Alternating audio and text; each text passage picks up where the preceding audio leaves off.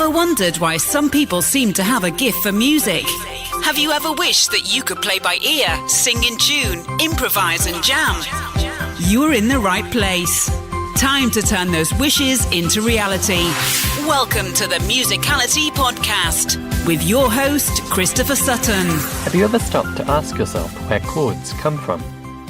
In our recent interview with Scott Sharp of FretboardToolbox.com, he explained that understanding how chords are constructed, and in particular their relationship to the scale of the key, was what let him finally break into improvising and playing by ear.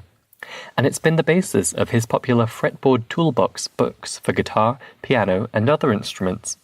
So today I wanted to talk about the connection between chords and scales, how you can start from a scale and find the various chords hidden in there, and most importantly, why you might want to do this, aside from just intellectual curiosity about music theory. A big part of what makes Scott's Fretboard Toolbox books useful is that they have one page for each key, showing the scale and all the chords that are commonly used in that key. As you probably know, a key is just the set of notes that are used in a song or a piece of music, with one of them being chosen as the tonic, the most important note. If you arrange all of the notes of the key in pitch order, you get the scale. For example, here's the scale for the key of C major.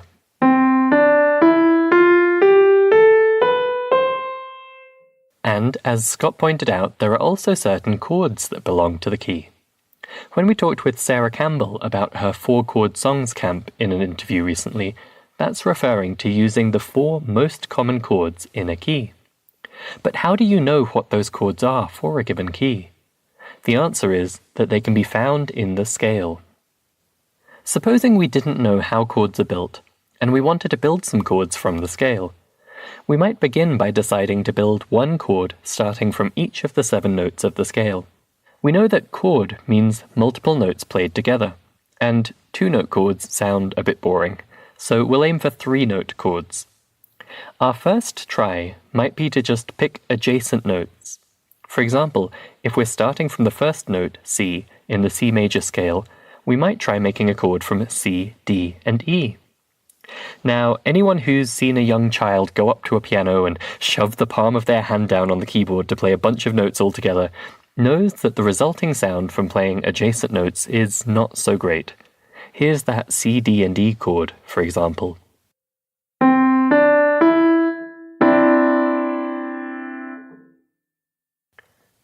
So using adjacent notes from the scale, what are called intervals of a second, sounds too close and awkward. The next most obvious thing would be to skip a note, so we could play every other note from the scale.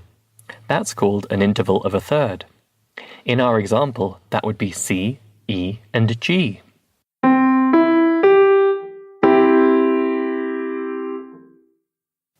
Much better. This is still a really simple idea, and in fact, in my interview with Jermaine Griggs, he mentioned that this was something he picked up as a child, just by noticing that that was what his grandmother's fingers were doing at the piano when she played chords, skipping every other note. So that's how we build chords from the scale. We choose a root note from the scale, and then add every other note above it, and our basic chords use 3 notes in total. If you do this for each of the 7 notes of the scale, you get what are called the diatonic triads, which just means the 3-note chords which belong to the scale. 3 of them are major chords, 3 are minor, and 1 is a diminished chord. Let's listen to those diatonic triads in C major.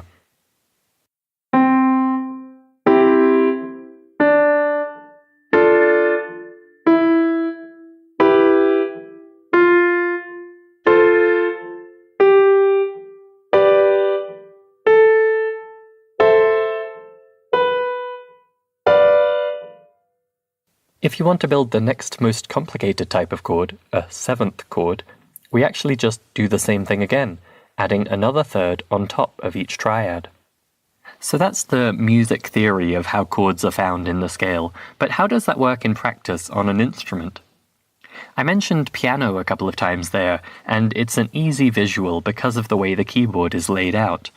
Whether or not you play piano, you can probably imagine yourself picking out every other note from the keyboard. But this works exactly the same on any instrument. If you know your scale, you can find the chords. If you play a monophonic instrument, meaning one that plays one note at a time, like a saxophone or trumpet, then you're probably used to playing scales, and you can try this out. Start from any note of the scale and play up the scale, skipping every other note. You'll be playing the arpeggio, meaning one note at a time, version of the chord. If you play a polyphonic instrument, meaning one that can play more than one note at once, then you're probably used to thinking about chords as shapes, for example, fingering patterns on the guitar or the ukulele. But you probably also know how to play a scale, and you can construct chords in this way too, by skipping notes of the scale. That can give you a whole new perspective on how to play chords in interesting and versatile ways on your instrument.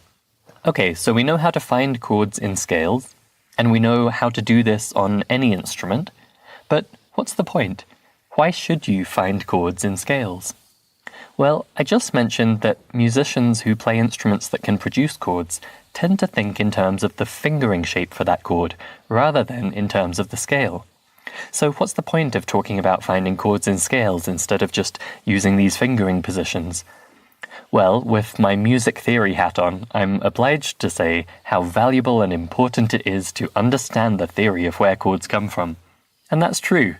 But there are also some pretty cool practical benefits of thinking about chords in this way.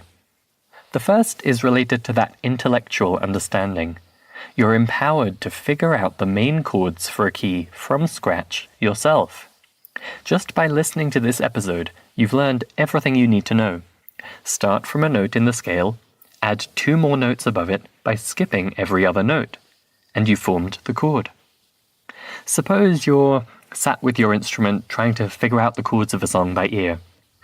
If you want to play along with the recording, you'll need to know what key it's in, and you can figure that out by ear too. We have a module all about that in Musical U.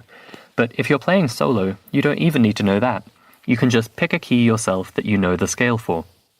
And now you know how to construct the chords for that key from scratch, which are most likely the chords being used probably 95% of the time in most genres.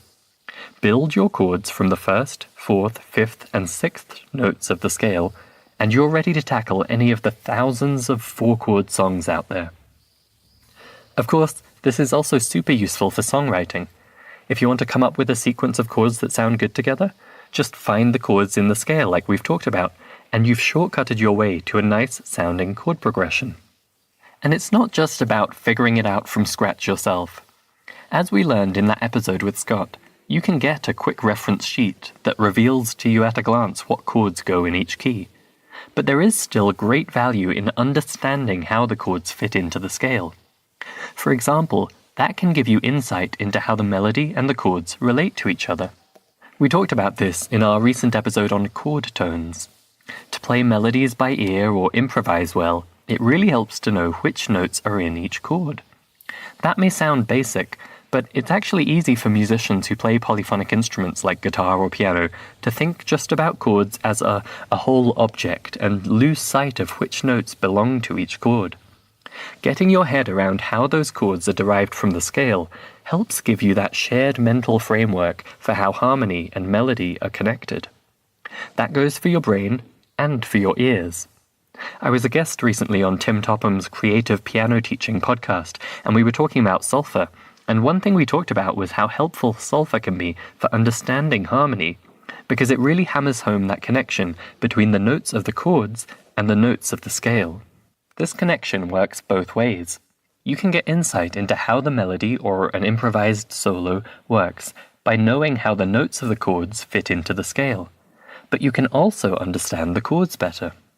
For example, harmonizing a melody. If you have just an unaccompanied melody, then a pretty good way to start putting chords to it is to just look at which notes the melody is landing on in each bar and choose the chord that those notes mostly belong to. I mentioned improvising a couple of times there. That's another big area where understanding how chords come from the scale can really help you. An important factor in whether your improvised solo sounds good or not has to do with how well it matches the chord progression you're playing over.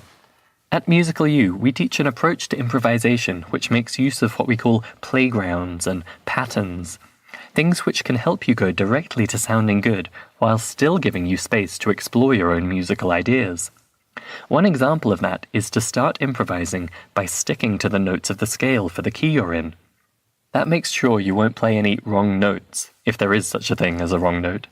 But to sound one notch better, you want to actually think about which notes from the scale will go best with each chord you're playing over. And as we talked about in the chord tones episode, that means thinking about which notes are actually in each chord. So learning to find the chords in the scale can help you match up your improvisation with the underlying chord progression. And actually, you can get a bit more sophisticated and make use of those chords hidden in the scale, whether or not they actually match up with the chord progression. That's something we're going to be talking more about in an upcoming interview with Steve Nixon from freejazzlessons.com. He has a great tip for doing exactly that. Alright, let's do a quick recap. Although you might think of chords as each being a whole musical item, like a single blob of notes all together, they are actually constructed note by note from the scale. The method is simple.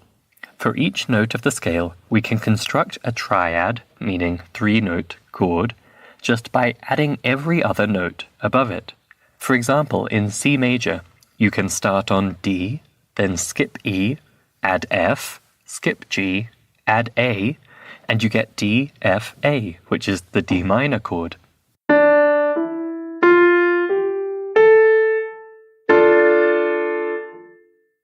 Doing this for each note in a major key, you get 3 major chords, 3 minor chords, and 1 diminished chord. These chords, or possibly slight variations on them, are going to be used for 95% of the harmony in most genres of Western music. Learning to think about how chords fit into the scale can benefit you in a lot of different ways. On chordal instruments like piano or guitar, you get a very different perspective on how you can play chords, aside from the simple shapes you might have learned. On non-chordal instruments like saxophone or clarinet, you get an insight into how the notes you play belong to chords, and how you can imply harmony with the notes you choose, even if you're not playing all of the notes of a chord at once. You're equipped to figure out all the most likely chords in a key from scratch yourself. That's great for playing by ear or writing your own music. You learn to connect the melody notes with the harmony so that you can harmonize melodies yourself or improvise melodies in a way that connects musically with the chord progression underneath. And you can even take it a step further, making use of those relationships without necessarily just matching up the melody and harmony notes exactly. I hope this episode has been enlightening for you, either about how chords can be found in scales, or about the why of this actually being a useful and practical thing to wrap your head around. Or maybe both. Next time you sit down with your instrument, try finding some chords yourself. Just pick a key, play through the scale, and then try finding each chord that belongs in the key. You might be surprised how this can change your perspective and deepen your understanding of how music is put together. Thank you for listening to the Musicality Podcast. This episode has ended, but your musical journey continues. Head over to musicalitypodcast.com, where you will find the links and resources mentioned in this episode, as well as bonus content exclusive for podcast listeners. That's musicalitypodcast.com.